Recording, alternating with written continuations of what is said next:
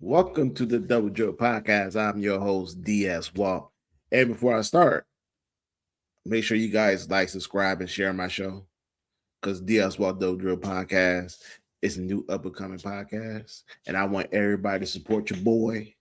I want everybody to comment on everything that I do on this show and helps a brother out. So make sure you like, subscribe, and share on the show. Deeply appreciate it. And you will see it as on a banner right here. Make sure you do that. Make sure you like, subscribe, and share. But it's been a lot of breaking news going on in the world of sports, mainly basketball, NBA, and college. So that's why I'm here today, and we're going to talk about those things. Um, we got the NBA Board of Governors approving expansion, and we got the news about Hubert Davis that broke last night. So let's start with that one.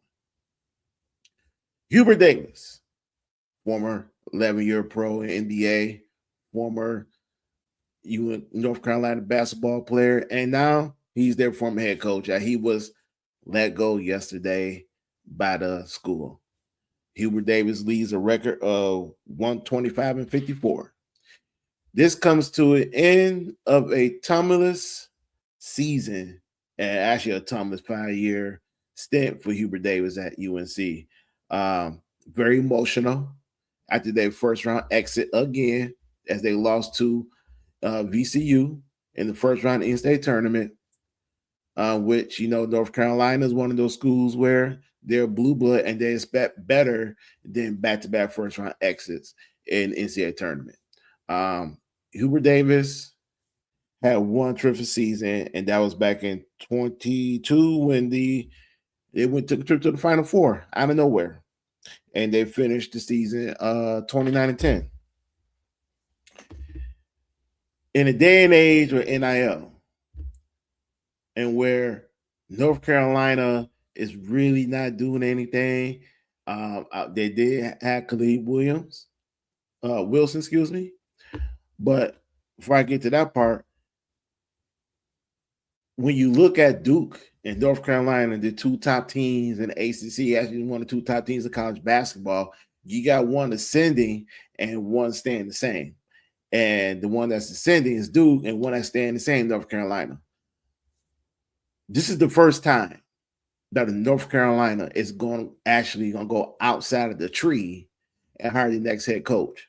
If you look at it, Hubert Davis, Bill Guthrie, Roy Williams, Dean Smith, every coach and hire they had has always been in the family.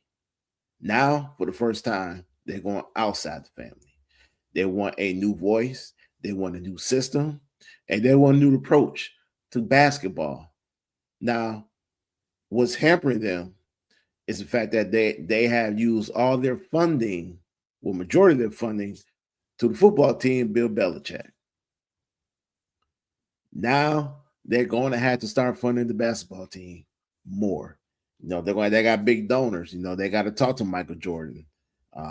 They got to talk to a lot of their big donors and starting to get more money going to the basketball program if they want to actually succeed in the NCAA tournament and actually succeed in their own conference. Like I said, Duke's ascending. I mean, Duke has been one of the top 2-3 teams since 2022, since John Shire took over for Coach K. They had the number one recruiting class. They have been getting the best recruits. They had signed some good transfer guys out of the transfer portal. They had developing a lot of superstars. I can name one right now: Cooper Flag, Con Canupo. They came out of Duke, and now both of these guys are battling for Rookie of the Year in the NBA. North Carolina has not turned out any big name type recruits other than Khalid Wilson this season. Unfortunately for him and for Hubert Davis, he went out with an injury and he was out for the season. And because of that, he lost his job. Now, Hubert Davis did have some support in the family, most notably Larry Brown, who felt that he should have one more year because he was down his best player. But I think the school, when they looked at it, Hubert Davis has not met expectations to keep his job. And we all know expectation in North Carolina is very high. I mean, his record, like I said, was 125-54. His first year, 29-10, made the Final Four. The second year, 2013, missed the tournament. Third year, 29-8, won the regular season championship, lost in the NCAA tournament. I think they didn't get to the Sweet 16. Fourth year, they went 23-14, lost in the first round. And this year, 24-9, lost in the first round of VCU. Now, we're not saying that Hubert Davis is not a good coach, because he is. His track record for 5 years in North Carolina says that. And plus, he was 9 years as an assistant coach under Roy Williams. So the guy knows how to coach. It's just that he has failed when it matters the most. He hasn't done a good job recruiting. He hasn't got North Carolina past the first round since they went to the Final Four. Any other school, I can sit here and say any other school that's not a blue bud, any other school other than Duke in the ACC, Hubert Davis right now would probably keep his job because he lost his best player, and this season didn't go as planned. When you lose your best player, it doesn't. So any other school, he would have kept his job. But North Carolina, not so much. I do believe Hubert Davis will land on his feet. I do believe Hubert Davis will be just fine. I'm quite sure there's going to be schools that's going to be contacting him. Hopefully he'll sit out this year, take a break.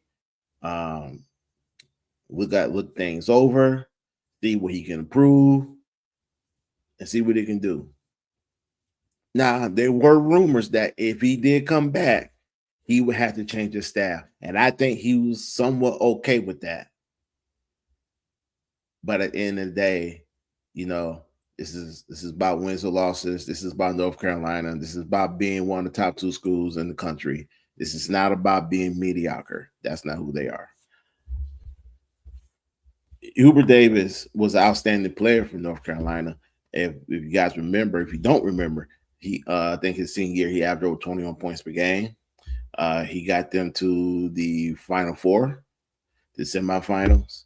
He had an 11-year NBA career. He was a bench guy. He wasn't a superstar player. He was a guy come out the bench and give you offense. He's a heck of a three-point shooter back in his playing days. So the next question is, what's next for North Carolina? Who are they going to look at? Well, what we know is they're looking at the head coach of Arizona. They're looking at Dusty May, head coach of Michigan. Brad Stevenson is on that list, and which Brad Stevenson came out and said he has no interest in coaching North Carolina. Iowa State head coach.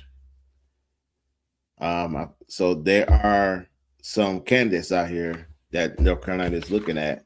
And with North Carolina, they're not looking at small coaches who are looking for an opportunity. They're looking for names. North Carolina is not the type of team that's going to go through any type of rebuild season. That's not who they are. So any small name coaches, they're not good. The other coach, was Todd Golden from Florida. So, and I know the Gators are talking about working on a contract extension, but let me tell you something. All those coaches, when North Carolina calls, they're going to answer. I'm not saying that those coaches are going to lead their schools from North Carolina, because we don't know.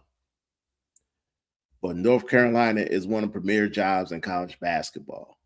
So it'll be a fool for you to answer that call and see if Carolina's the right fit. Now, everybody knows I'm a Michigan fan. Dusty May is on that list. Every coach's buyout is not as big. Do I want to lose Dusty May to North Carolina? No, I don't. But do I think he needs to answer that phone call? Yes, I do, and hear them out. That's any coach. North Carolina is better. It's a better coaching job than some of these pro jobs in the NBA. So it makes sense. Hey, pick up the phone, see what they got to say. If you're not interested, let them know. Or did what Brad Stevenson did. Just come out flat out say you have no interest in coaching North Carolina, even though he had always left that door open to go back to coaching. He never eliminated. I just think that Brad Stevenson right now, where he is with the Boston Celtics, I don't think he want to step on the sidelines no time soon. But I would not hesitate to sit here and say that North Carolina job is probably intriguing to him. And I know some guys threw out there Jay Wright. Jay Wright does not want to do anything involves coaching college basketball in the NIL era. And there was rumors about Bill Self retiring because the NIL. He came out and said no. So I just want to throw a little nugget out there. So Carolina has some options. We'll see what happens. And like I said, this is one of the two best jobs in college basketball. This is a blue bus school. If they call, you answer. I'm quite sure any coach would love to coach Carolina. But what Carolina has to understand, these at different times, because now you have to pay the money. You have to pay a good coach to come in or a great coach to come in and coach his team. Carolina is in the midst of deciding on whether they're going to build a new arena or they're going to renovate the Dean E. Smith Center. So they not midst of trying to figure that out. And now, the head coach. And they're going to have to donate more money to the program, to the basketball program, to get some of the best, not only some of the best high school players and NIL deals, but also some of the top transfer portal guys out here. We don't know what's going to happen to the current players. We did hear that, the administrators, the AD, the incoming AD, will be talking to the players to get them to stay. The going out AD, Bubba Cunningham, and Executive Associate Athletic Director Steve Newmark, who would take over AD, came up with this decision. Actually, Cunningham recommended to fire Davis, and he gave it to the chancellor of the school, and they went through with it. The chancellor's name is Lee Roberts. The outgoing AD, Cunningham, is moving to a senior advisor role this summer. Met with Davis through the past few days to discuss Davis' plan for change to help make the program more successful. After evaluating Davis' plan, Cunningham and Newmark decided to recommend his removal to Roberts. Davis then called a meeting at his house to inform the team on Tuesday. Again, that's part I was telling you guys about. They probably didn't like the plan of, hey, you're going to have to change your assistants. And he probably had a little pushback. He probably didn't have that in his cards. He probably didn't have that in his plans. But at the same time, North Carolina, they want to play with the big boys. And they are one of the big boys. You're going to have to book up some NIL money. Like I said, your most famous donor out here is Michael Jordan. And there are millions of other donors out here that want to see Carolina back on top. So we'll see what happens. I'll keep everybody updated with that. And good luck to North Carolina. And more importantly, good luck to Hubert Davis. Wherever he lands, he'll land on his feet pretty good. The NBA Board of Governors today voted to authorize the league to formally explore potential team expansion to Las Vegas and Seattle. It's here. It's here. This is going to happen.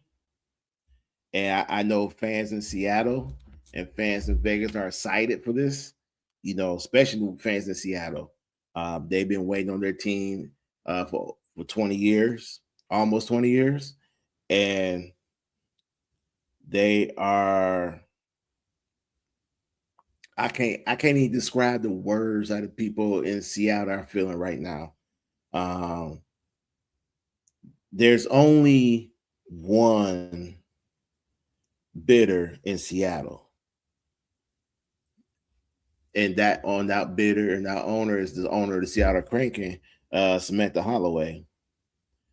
And let me break it down to you guys like this. The reason why they pass and the reason why they want Seattle and Vegas as 31, 32, the two teams in the NBA, is it's a money opportunity. And the fact that the NBA owes Seattle a basketball franchise. And they finally gave it to them. Vegas has always been that market that the NBA wanted to explore and be in. That's why you see the summer league games take place there. That's why you see the NBA Cup take place there. And that's also why you see the Raiders move there. You got the A's going to be moving there. And that's why you see the hockey team, the Golden Knights are there, and the Las Vegas Aces. It was, if you look at it, right, Vegas loves sports. You got the casinos, and now you got all the sports teams there. And the NBA sees that, and they won't be part of that. The NBA wants to be part of that new car Smith. They want that new car Smith. They won't be part of what's going on. And a lot of things sports-wise is happening in Vegas. They won't be part of that. The NBA want to be in Vegas for over a decade. That's a fact. They were just waiting to see how everything's going to turn out. That's why they waited to see how it's going to work out, those teams I just named. Now the question is, with Vegas, who's going to be the owner? That's the whole point of this whole situation is Vegas has 4 potential owners bidding for the franchise. Different from Seattle. I will get back to Seattle. Vegas has an opportunity. Oh, man. Let me rephrase that for everybody. Not an opportunity. The Vegas NBA expansion team has 4 ownerships, 4 guys who have been bidding for this team. And one of them, most notably, Magic Johnson and his group, is part of this. LeBron James' group is out of it. But there are 3 others. I know Shaq has one of those groups where he wants to be the owner of the Vegas franchise. And these board of governors feel that with Vegas, they can get $10 billion. That's how they feel. And technically, actually, for both teams, $7 to $10 billion. Now, the only difference is in Seattle, you only got one ownership group, and that's Samantha Holloway, the owner of Seattle Krakens. And it's a good chance. No, I'm gonna phrase that. She is the only one that's gonna get approved for the team. She won't pay $10 billion. She might pay $7. With the Vegas situation, that's a little different because since you got 4 potential owners, they're gonna bid, and with these board of governors, these other owners are expecting is a bidding war. So the first one to $10 billion will get the Vegas franchise. That's how they want it, and they feel that they can get $10 billion for the Vegas franchise. Each owner, except for the Magic Johnson group, have pitched that they would build new arena. One of them one group had pitched they would build a campus, a basketball campus. Magic Johnson group has plans on remodeling, redoing the T-Mobile Arena. This is heavy, man. I mean, this is heavy, and this is going down. So if you like me and you're a basketball fan, you're excited. I mean, think about going to Vegas now, and you're going to have all 4 potential within the next 3 years. All 4 professional franchises in Vegas: basketball, football, baseball, hockey, and WNBA. WNBA is part of the basketball, but still. As the times that we hear right now that Vegas is struggling with their tours, imagine the NBA being there, and that is going to boost their economy. That's going to be great. That's going to be money in the pocket. And with the Seattle franchise, that speaks for itself. They're not going to get a new arena. Samantha Holloway has remodeled and redone what would used to be the Key Arena. Now it's the Climate Pledge Arena, and it's beautiful. If you haven't seen it, please go take a look at it on their website. That arena hosts the Krakens and the Seattle Reign, the WNBA team, and the Sonics will play there in their old arena, which is now has been vastly updated, vastly beautiful. And that's also going to boost their economy. But knowing that the morale of the fans in Seattle, that they're going to get their team back, that's going to feel something special. In which they should have never lost their team. And I hope this time around, between ownership and the city of Seattle, do not mess this up again. Do not lose the Sonics again. Keep them.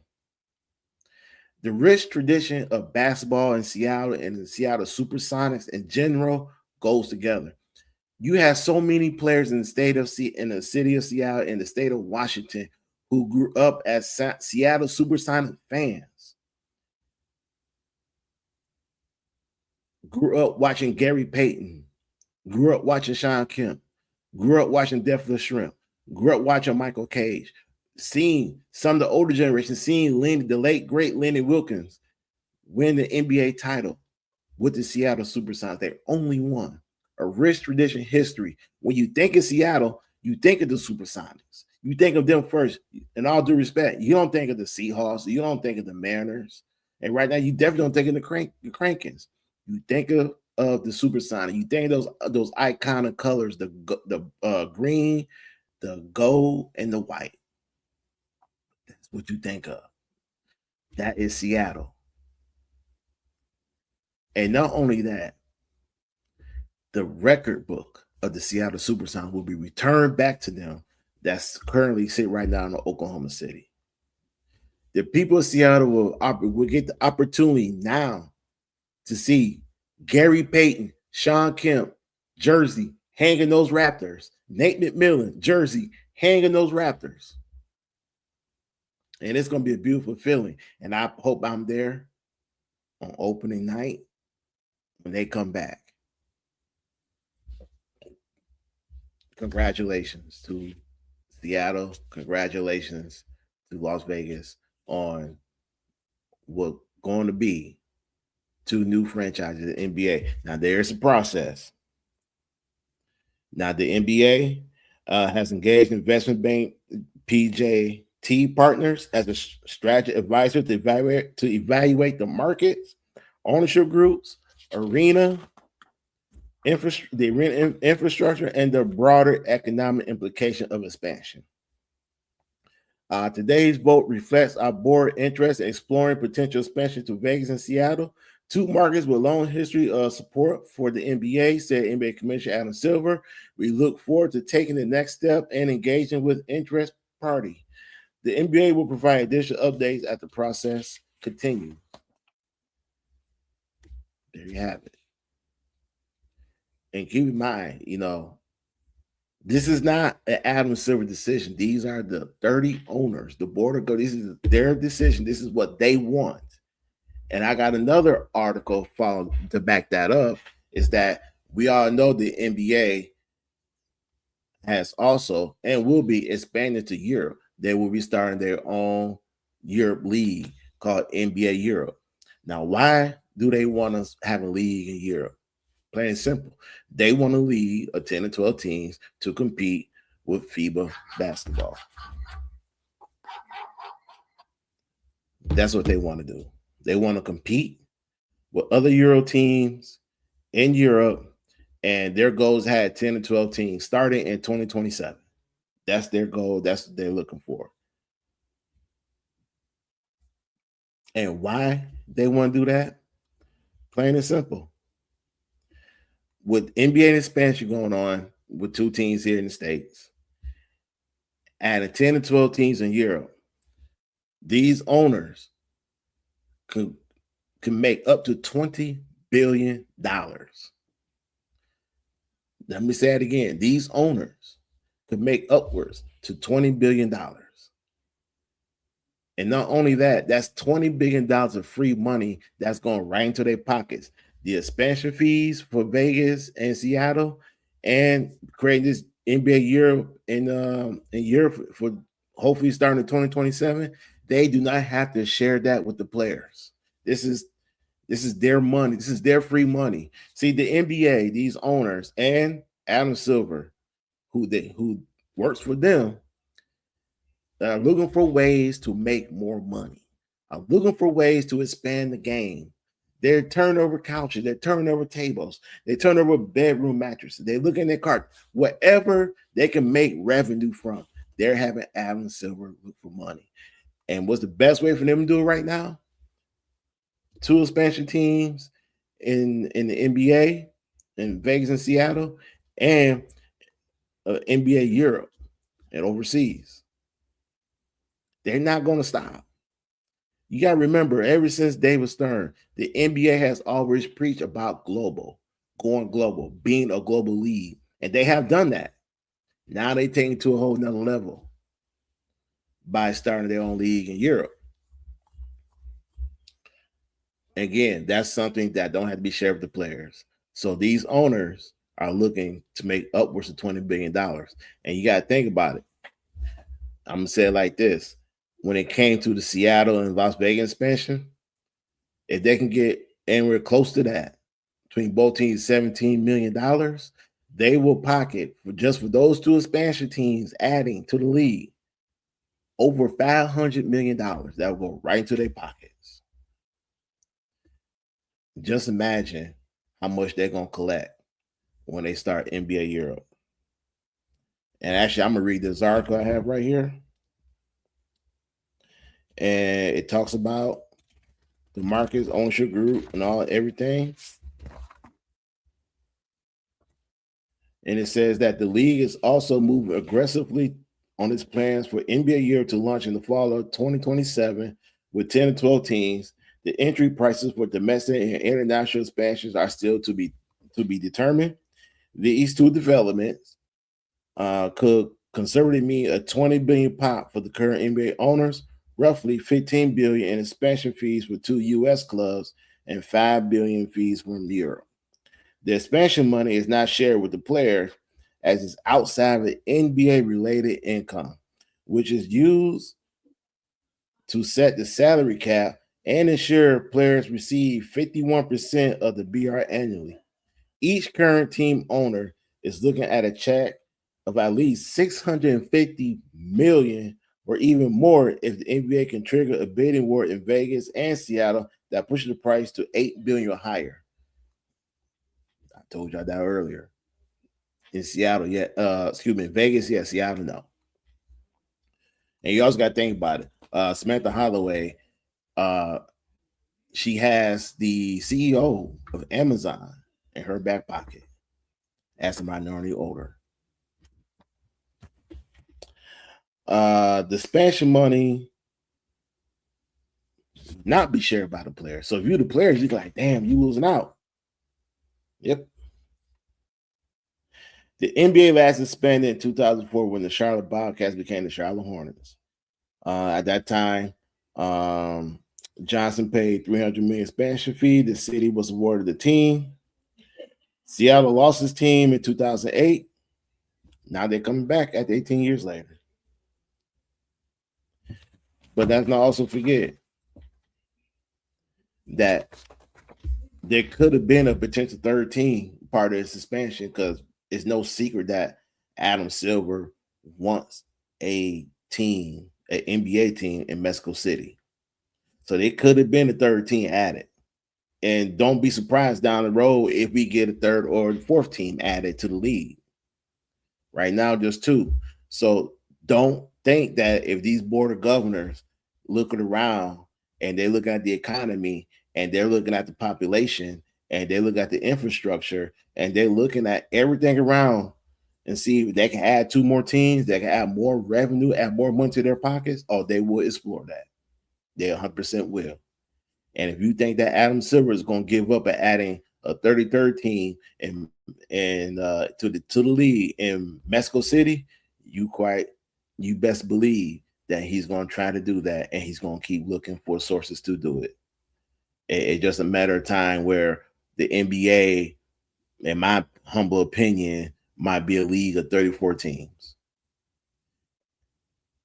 It just a matter of time. I mean, we're already getting where they're talking about changing rules to the draft, to tanking, to load management. The league wants a different image. They don't want the image they have right now. They don't want this negative image. But also, these owners want to make more money, and they're gonna find a way to do it. So with that said, ladies and gentlemen, wait a minute. I'm sorry. I do have one more thing to say. And I'm out of here. Baseball season is here. And I don't know about you guys. I did watch the WBC. Shout out to Venezuela for winning. Congratulations to Team USA for getting there for the second time. We came runner-ups. I know it's disappointing because we were expecting to win this year. We have our best team out there. However, we didn't get the job done. Hopefully, next time around, we'll get the job done. The reason why I'm mentioning this because I want everybody to understand this. The WBC was so exciting to watch. It was so much fun. It was so much joy. I enjoy watching Venezuela, Puerto Rico, and Dominican Republic, Team USA, Team Japan. The way that they show excitement of playing, the way the crowd was into it, it didn't feel like a baseball game, Gregory.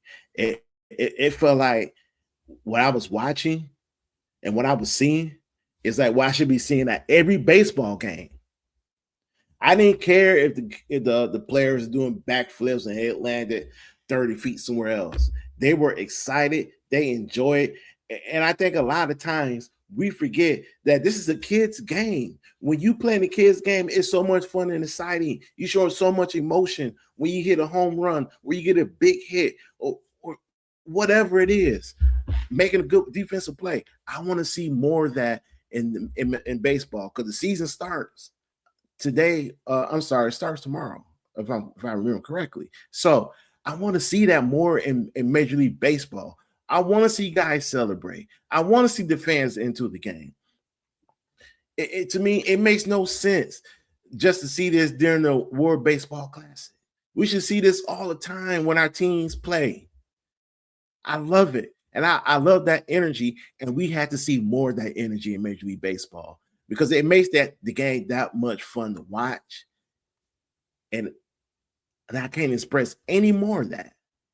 So hopefully we'll get more of that this season. I know when we see from Tatis and his antics, what he do, I know a lot of people get upset. But look, this kid just loved baseball. He loved to play baseball. That's where I see it. And it's just not him. It's a lot of these guys. There are guys that play in the WBC are not playing the major leagues. And they love it. I want to see more emotions. I want to see more fun in this baseball season. And I want to see guys show their personality. That's the whole point. I know baseball got these unwritten rules. I understand that. But man, just seeing these guys let their personality show at the biggest moments, at the biggest stages, I got to see more of it. I want to see more of it. Not just during those times, not during the World Series, not during an All-Star game, not when it's a big game playing against big teams. I want to see it all the time in baseball. That's what baseball is missing. More passion, more excitement, not just from the players, but from the fans. From the fans. So I hope we see more of that this coming baseball season. And for Team USA next time around, we need more guys who are more dedicated and want to play. I only say that because Terry Scubo only played in one game. And I know these guys that got MLB teams they play for. I understand that. But if you're gonna play if you're gonna represent Team USA in the World Baseball Classic, I need a commitment, a full-time commitment. Just like when NBA players go play for Team USA during the Olympics, I want a full commitment. So hopefully next time around, we'll get that. All right, guys, this has been the Double Dribble Podcast. This has been the DS Walks Double Dribble Podcast. And I'm DS Walk. Thank you guys for watching. And I'll talk to you guys later. Peace and love.